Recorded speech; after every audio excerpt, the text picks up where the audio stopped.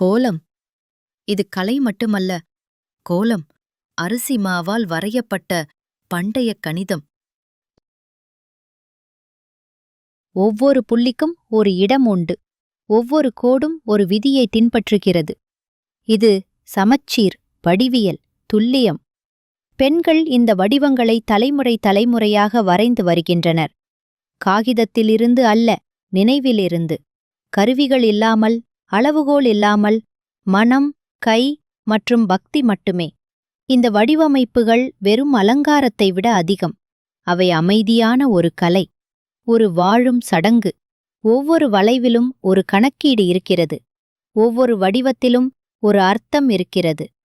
கோலம் என்பது அழகு, அது மனத்திறன். கோலம் என்பது கணிதம், கண்களால் பார்க்கும் வகையில் செய்யப்பட்டது. இந்தக் கதை உங்களுக்கு பிடித்திருந்ததா? புதிய கோலம் வீடியோக்கள் ஒவ்வொரு நாளும் பதிவேற்றப்படும்.